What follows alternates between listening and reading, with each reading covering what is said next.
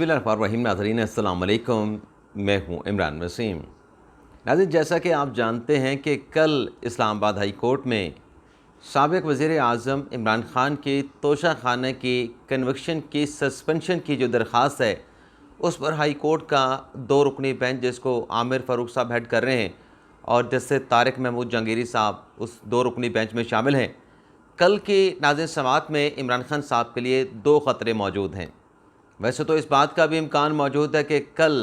ये जो सस्पेंशन की दरख्वास्त है कि सज़ा को मुअत्तल कर दिया जाए, खान साहब की रिहाई का फ़ैसला सादिर फरमा दिया जाए, ये इम्कान भी अपनी जगह पे मौजूद है। लेकिन इस पॉसिबिलिटी के साथ साथ 2 ख़तरात भी हैं, 2 खदशात भी हैं चेयरमैन PTI इमरान खान साहब के लिए। वो एप्रीहेंशन क्या हैं? सबसे पहले तो इसकी तफसीलात आपके साथ हम शेयर करेंगे और इसके बाद हमारे वीडियो लॉग की जो दीगर अहम ख़बरें हैं उनकी डिटेल भी आप नाज़रीन की खिदमत में पेश करेंगे। तो पहली खबर से नाज़रीन गुफ्तगू का आगाज़ करते हैं। नाज़रीन, 25 अगस्त को जो इस्लामाबाद हाई कोर्ट में समाअत हुई, जिसमें जो खान साहब के वकील हैं लतीफ़ खोसर साहब, उनके दलाइल मुकम्मल हो चुके थे और सलमान अकरम राजा और बैरिस्टर जो गौहर खान साहब हैं, उन्होंने अपने दलाइल मुकम्मल कर लिए थे। तो अमजद परवेज़ साहब ने अपने दलाइल देने थे। अमजद परवेज़ के बारे में अदालत को आगाह किया गया कि वो अलील हैं और अपनी एलमेंट की वजह से अदालत में जो है वो हाज़िर नहीं हो सकते। तो लतीफ़ खोसर साहब ने भी बर्मी का इज़हार किया, लेकिन जज साहब ने, आमिर फ़ारूक साहब ने, ज़ाहिर सी बात है कि एक वकील की इल्तवा की दरख्वास्त आई है, दूसरी जानिब भी ज़ाहिर सी बात है कि एक तशवीश मौजूद है, एक रिजर्वेशन मौजूद है और वो चाहते हैं कि खान साहब बाहर आएँ, इमरान खान साहब को इस केस में सस्पेंशन मिले और उनकी रिहाई मुमकिन हो पाए। तो आमिर फ़ारूक साहब ने जो हुक्मनामा जारी किया था, आप नाज़रीन को याद होगा कि इल्तवा की दरख्वास्त तो अमजद परवेज़ की एक्सेप्ट कर ली गई, लेकिन इल्तवा की दरख्वास्त एक्सेप्ट करने के साथ साथ इलेक्शन कमीशन को वार्निंग दी गई कि अगर अगली तारीख, जो कि कल पीर को है, अगर पेश ना हुए अमजद परवेज़ साहब, तो फिर इलेक्शन कमीशन मुतबादल जो है वो वकील का बंदोबस्त कर ले। तो आज हमने जो डिटेल हासिल की इस हवाले से, क्या अमजद परवेज़ कल अदालत में पेश होंगे या फिर इलेक्शन कमीशन मुतबादल वकील का इंतज़ाम कर रहा है। तो हमें नाज़रीन मुख्तलिफ़ ज़राए से जो रिपोर्ट मिली है, उसमें यह कहा गया है कि अमजद परवेज़ साहब की इस वक्त जो कंडीशन है वो 50-50 है और कल तक उनकी सूरत-ए-हाल अगर बेहतर हुई तो कल वो पेश हो जाएंगे और पेश होने का इम्कान मौजूद है, जिन ज़राए से हमारी बात हुई। लेकिन उन्होंने कहा कि अगर पेश ना हुए तो फिर इसमें भी 2 इम्कानात मौजूद हैं। हो सकता है कि इलेक्शन कमीशन कल कोई नया वकील अदालत के सामने खड़ा कर दे और वकील खड़ा होकर अदालत से कहे कि मैं चूँकि आज पहली बार आया हूँ और मैंने इस केस की फ़ाइल को अभी देखा नहीं, बल्कि फ़ाइलें मुझे मिली नहीं, तो मुझे इस केस की तैयारी के लिए वक्त दिया जाए। तो फिर यहाँ पर फिर हाई कोर्ट के लिए जो है वो मजबूरी बन जाएगा कि एक वकील आया है तो उसको तैयारी के लिए फिर वक्त मिलना चाहिए। लेकिन देखना ही होगा कि अगर अदालत ने वक्त दिया, अमजद परवेज़ साहब पेश ना हुए, तो क्या सज़ा सस्पेंड होगी, क्योंकि एकतरफ़ा तौर पे सज़ा नहीं सस्पेंड हो सकती। अगर एकतरफ़ा तौर पे सज़ा को सस्पेंड किया गया तो ये ऐसा ही फ़ैसला होगा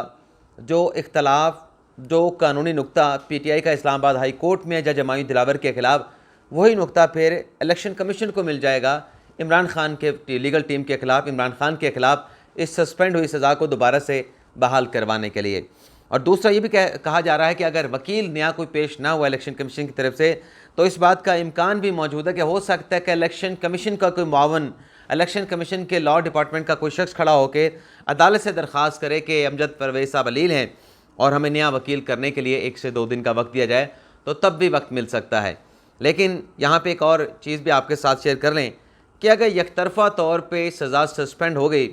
और इसके बाद इलेक्शन कमीशन को वक्त मिल गया कि आप तैयारी कर लें, आप अपना वकील कर लें, नया वकील ले आएँ, या अमजद परवेज़ साहब अगर सेहतमंद हो जाते हैं तो वो दोबारा से आके पेश हो सकते हैं,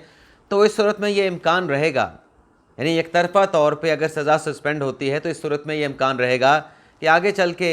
जो रियासत को, स्टेट को इस पटिशन में इमरान खान साहब की लीगल टीम ने फ़रीक नहीं बनाया, उसको नोटिस कर दिया जाए और आगे चल के सस्पेंशन की दरख्वास्त या फिर पूरा जो केस है इसका भी फ़ैसला कर दीजिए। लेकिन सस्पेंशन की दरख्वास्त के हवाले से आगे चल के फिर हतमी फ़ैसला हुआ भी नज़र आता है। दूसरी जो पॉसिबिलिटी है, जो खान साहब के लिए एक ख़तरे की घंटी है, वो नाज़रीन ये है कि जो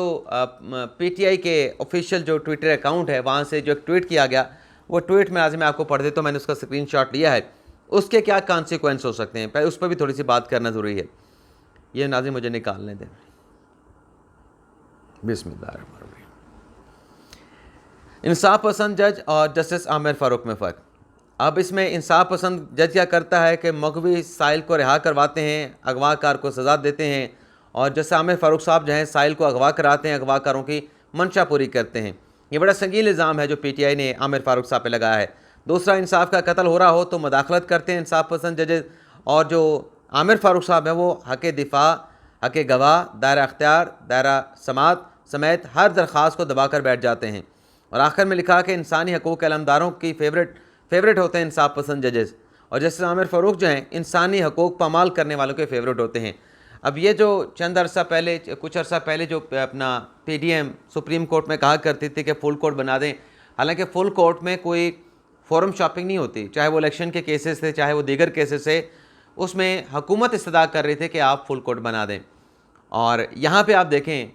कि वहाँ पे अदालत भी कह रही थी कि फोरम शॉपिंग नहीं हो सकती। खान साहब भी अपने वीलॉग करके कहा करते थे कि अपनी मर्ज़ी के जजेस से मर्ज़ी के फैसले लेना चाहते हैं।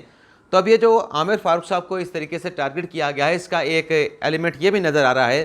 कि किसी तरीके से आमिर फ़ारूक साहब पे दबाव बढ़ाया जाए तो वो दो फैसले करने पे मजबूर हो जाएं। एक फ़ैसला तो ये कि इमरान खान साहब की सज़ा को सस्पेंड कर दें,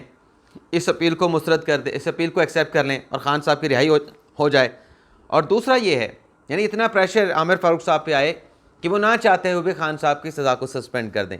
और दूसरा जो एलिमेंट नज़र आ रहा है इस सारी चीज़ों का जो आमिर फ़ारूक साहब के खिलाफ किया जा रहा है, वो ये हो सकता है, पॉसिबिलिटी है कि आमिर फ़ारूक साहब ये केस सुनने से इनकार कर दें, ख़ुद को बेंच से अलग कर लें। अब ये जो प्लान है पाकिस्तान तहरीक-ए-इंसाफ की लीगल टीम का या तहरीक-ए-इंसाफ का, इसमें कामयाब होते हैं नहीं होते। अलबत्ता आज वजारत कानून ने एतवार के रोज़ एक प्रेस रिलीज जारी की है ट्विटर पे, जिसमें PTI के इस इकदाम की, इस ट्वीट की जो है वो मज़म्मत की गई है। अब सवाल है कि कल अगर आमिर फ़ारूक साहब अगर बेंच से ख़ुद को अलग नहीं करते, इनकार नहीं करते और कल फ़ैसला भी नहीं करते, एक और फ़ैसला कर देते हैं कि आपने मेरे ऊपर अदम एतमाद का इजहार भी कर दिया है और सुप्रीम कोर्ट ने आपने केसेस की ट्रांसफ़र एप्लीकेशन की कि हाई कोर्ट से केसेस KP के हाई कोर्ट और लाहौर हाई कोर्ट में ट्रांसफ़र किए जाएँ, तो आप पहले सुप्रीम कोर्ट से फ़ैसला ले आएँ, फिर हम इस केस को सुन लेंगे। सुप्रीम कोर्ट का फ़ैसला आ जाएगा तो मेरे लिए केस सुनना ज़्यादा बेहतर हो जाएगा। अगर इस किस्म का कोई फ़ैसला ले लिया तो फिर ये PTI वाले किसी को मुंह दिखाने के लायक भी नहीं रहेंगे, क्योंकि अल्टीमेटली फिर सुप्रीम कोर्ट इस अंदाज से केसेस जो है वो, क्योंकि उसमें होता है कि अगर सिक्योरिटी कंसर्न्स हों, किसी की जान का ख़तरा हो, तो खान साहब की जान को कोई ख़तरा नहीं। खान साहब अटक जेल में हैं, रियासत की हिरासत में हैं, रियासत उनको प्रोटेक्ट कर रही है, रियासत उनको तमाम सहूलियात जो चाह रहे हैं वो दिए जा रहे हैं,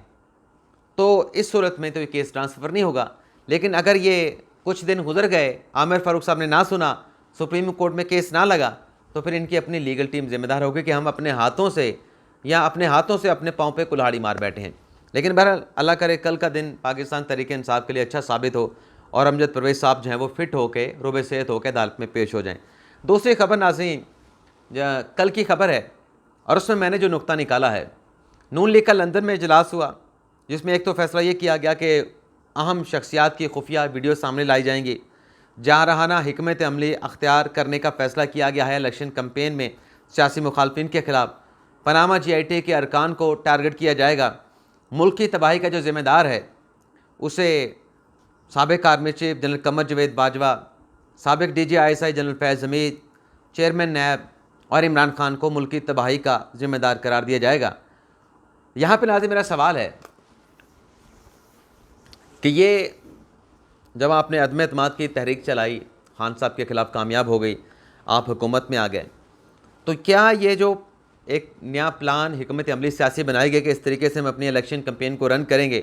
खान साहब को टारगेट करेंगे, ISI के साबिक़ चीफ़ को टारगेट करेंगे, साबिक़ आर्मी चीफ जनरल बाजवा को टारगेट करेंगे, साबिक़ चेयरमैन नैब को टारगेट करेंगे, क्या ये सब चीज़ें या GIT के अरकान को टारगेट करेंगे और जारहाना हम एक मुहिम लेके चलेंगे?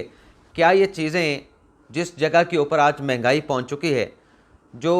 हुकूमत के जाने के बाद निगरान सेटअप में जो और फैसले लिए गए, सख्त फैसले लिए गए, जिसमें महंगाई में इजाफा हुआ, लोगों के बिजली के बिल जो है वो इतने हो गए कि बर्दाश्त से बाहर, घरों की चीज़ें जेवर बेचना, मोटरसाइकिल साइकिल बेचना जो है, इसके ऊपर लोग मजबूर हो गए। क्या ये कैंपेन या ये जो हिकमत अमली काम कर पाएगी, कारगर साबित होगी? यानी ये जो पूरी जो एक हिकमत अमली है, इसको अगर आप देखें, इसका मतलब ही है कि इनकी अपनी 1.5 साल की हुकूमत में कोई कारकर्दगी नहीं, खान साहब के बारे में कहते थे नाकाम थे, खान साहब कामयाब नहीं हो सके जो उन्होंने वादे किए थे, लेकिन 16 माह के अंदर जो इन्होंने किया, इनके पास भी बेचने को बाजार ऐसा लगता है कि इलेक्शन में कोई सौदा या चूरन चटनी नहीं है। तो ये भी वो पुरानी बातें कि जनरल बाजवा ने हमारे साथ ये किया, आर्मी चीफ ने ये किया, DGI ने ये किया, चेयरमैन नैब ने ये किया और इमरान खान ने ये किया, इन बातों में वज़न होगा। लेकिन बात यह है जिस जगह पे इस वक्त महंगाई, हम महंगाई की बात कर रहे हैं, क्या लोग इन बातों को एक्सेप्ट करेंगे? ये अहम सवाल है। मैं क्रिटिसाइज़ नहीं कर रहा, मैं एक सवाल उठा रहा हूँ कि इस मौके के ऊपर जब एहतजाज शुरू हो चुके हैं और आज MQM ने इस खदशे का इजहार किया है कि ये एहतजाज जो हैं फसादात में तब्दील हो सकते हैं। वज़ीर आज़म काकर साहब ने अहम इजलास बुला लिया है बिजली की कीमतों के हवाले से, जो बड़े बड़े बिजली के बिल आए हैं, लोग तो रो पड़े हैं, रो नहीं पड़े बल्कि लोग सड़कों पर निकल पड़े हैं, एहतजाज कर रहे हैं। और अगर ये फसादात में चेंज हो गए तो किसका फ़ायदा पहुँचेगा? और मुझे एक और चीज़ भी नज़र आती है खदशा कि अगर ये फसादात में तब्दील हुए तो फिर ये सब नुकसान में जाएंगे, ये सब घाटे में जाएंगे। लेकिन बहरहाल जो फ़ैसला किया गया हुकूमती सतह पे, निगरान हुकूमती सतह पे, कि हम जो बिजली तकसीम कार कंपनियाँ हैं उनके जो 11 ग्रेड से 17 ग्रेड से 22 ग्रेड के ऑफिसर हैं उनकी बिजली ख़त्म कर देंगे, मुफ्ती उन्हें ख़त्म कर दिए जाएंगे और उन्हें फ़िक्स पेमेंट कर दी जाएगी बिजली के हवाले से कि आप ये रखें और अपने चलाएँ, ज़्यादा यूनिट चलाएँगे उसके पैसे देना पड़ेंगे। बात यह कि सिर्फ बिजली की तकसीम कार कंपनियों के अफसरान की बिजली के यूनिट वापस क्यों लेने हैं, उनकी मुफ्त बिजली क्यों वापस लेनी है? यहाँ पे बहुत सारे लोग हैं जो मुफ्त बिजली ले रहे हैं, ब्यूरोक्रेट्स हैं, नॉन ब्यूरोक्रेट्स हैं, साबिक जर्नील हैं, साबिक जजेस हैं, ये जितने भी मैंने ओहदे गिनवाए हैं, इनका पाकिस्तान को क्या फ़ायदा पहुँचा आज तक? पाकिस्तान के अवाम ने हमेशा सफ़र किया, बर्दाश्त किया, कुर्बानी दी और फ़ायदा हमेशा माफिया ने उठाया, एलीट ने उठाया। आज वक्त है इनकी कुर्बानी देने का, बजाय इसके कि आज भी वो एक दिखावे के तौर पे सिर्फ वो वापडा के लोगों की बिजली जो आला अफसरान की आप वापस ले लें, सबके लिए करें, अक्रॉस द बोर्ड करें, ऐसा ऐसा कर कर करें, लेकिन सबके साथ करें। तभी आवाम के जो गुस्से हैं, जो जज्बात हैं, वो ठंडे हो पाएंगे और कोई इस्लाहात भी करें ताकि आइंदा हमें इस किस्म की चीज़ें फेस ना करना पड़ें। इसके अलावा नाज़रीन, जो अगली खबर आपके साथ हमने शेयर करी, जो खान साहब का एतराफ़ भी है और खान साहब का इनकार भी है। कल FIA की टीम जो है वो गई खान साहब के पास अटक जेल में और उनसे साइफ़र की गुमशुदगी से मुतल्लिक जो है वो इन्वेस्टिगेशन की गई। 3 रुकनी टीम थी FIA की। 1 घंटे तक खान साहब से सवालात किए गए और खान साहब ने एक मरतबा फिर एतराफ़ कर लिया साइफ़र की गुमशुदगी का। और आपको याद है कि 15 अगस्त को इमरान खान के खिलाफ ये साइफ़र की गुमशुदगी का मुकदमा दर्ज किया गया था। इसके अलावा जो 9 मई के 6 मुकदमात हैं जो कि लाहौर में दर्ज किए गए, वो जो 6 रुकनी GIT है जिसको हेड कर रहे हैं DIG इमरान किश्वर साहब, वो भी गए। आधा घंटा खान साहब के साथ तफ्तीश की, सवालात किए गए। तो खान साहब ने इस बात को इनकार किया कि यह कोई प्लानिंग के तहत जो है मिलिट्री इमलाक को नुकसान पहुँचाया गया, बल्कि खान साहब ने इस बात से भी इनकार किया कि 9 मई के वाक़यात में हमारी पार्टी के कारकुनान मुलविस नहीं थे। तो ये जो खान साहब का एक एतराफ़ है साइफ़र गुमशुदगी का, और बाकी जो खान साहब ने इनकार किया है, तो GIT का ये कहना है, इमरान खान साहब से सवालात करते हुए कहा कि हमारे पास शवाहिद मौजूद हैं कि मिलिट्री इमलाक को जो टारगेट किया गया, RTO वीडियो शवाहिद मौजूद हैं कि ये आपके ईमा के ऊपर, आपके इश्तियाल दिलाने के ऊपर किया गया। तो ये जो खान साहब का इनकार और एतराफ़ है साइफ़र और 9 मई के वाक़यात के हवाले से, इसको लेके अगर कल इस्लामाबाद हाई कोर्ट से खान साहब को रिलीफ मिल भी जाए, ये 2 केसेस अगले हफ्ते खान साहब के लिए वबाल जान बन सकते हैं। इनमें खान साहब की गिरफ्तारियाँ भी हैं, लेकिन साइफ़र के केस में खान साहब के हवाले से ये डेवलपमेंट हो सकती है कि उन्हें उनका जो चलान है इमरान खान साहब के ख़िलाफ़ उसे अदालत में पेश कर दी जाएगा। ये 2 बड़ी अहम चीज़ें हैं। इसके अलावा नाज़रीन, चंद रोज़ से एक और भी डेवलपमेंट हो रही है। 9 मई के वाक़यात में अगर पिछले कुछ रोज़ से जो GIT है उसने इमरान खान साहब को शामिल तफ्तीश किया है, गिरफ़्तार अभी नहीं किया, माज़र के साथ पहले मैंने गिरफ़्तार कहा, और महमूद रशीद और यास्मीन राशिद साहबा को भी दोबारा से शामिल तफ्तीश करने की अदालत से GIT ने इजाज़त ली और अदालत ने उनको इजाज़त दे भी दी। इसके अलावा खतीजा शाह और सनम जावेद खान साहबा, उन्हें भी दोबारा इस तफ्तीश में जिन्ना हाउस और बाकी जो 9 मई के वाक़यात हैं दोबारा शामिल तफ्तीश करने के लिए अदालत से रजू किया। तो अदालत ने यह भी इजाज़त दे दी, क्योंकि वहाँ पे जो पुलिस के हुकाम पेश हुए उनकी जानिब से बताया गया कि इन केसेस में कुछ नई दफ़ात का इजाफ़ा किया गया है, जिसमें बगावत की दफ़ात हैं, जिसमें जंग छेड़ने की दफ़ात हैं, और जिसमें फसादात की यानी सिविल फसादात की दफ़ात हैं, जिसके बाद इन मुल्ज़मान से दोबारा से तफ्तीश करनी है और तफ्तीश करने के लिए इनको शामिल तफ्तीश करना पड़ेगा। तो ये जो नई दफ़ात शामिल की गई हैं, इनकी रोशनी में इमरान खान साहब को शामिल तफ्तीश किया गया है। महमूद रशीद, यास्मीन रशीद साहबा को शामिल तफ्तीश किया गया है। खतीजा शाह और सनम जवेद को शामिल तफ्तीश किया गया है। तो ये है नाज़रीन आज का हमारा वीडियो लॉग। और रात तक हमें अगर कोई इन्फॉर्मेशन मिली कि कल इस्लामाबाद हाई कोर्ट में इलेक्शन कमीशन के अमजद परवेज़ साहब पेश होंगे या कोई नया वकील पेश होगा, नया वकील की खिदमत हासिल की है नहीं की, तो रात तक अगर हमें कोई नई इन्फॉर्मेशन मिली तो अगले वीलॉग में आपके साथ शेयर करेंगे। इजाज़त चाहते हैं। अल्लाह हाफ़िज़।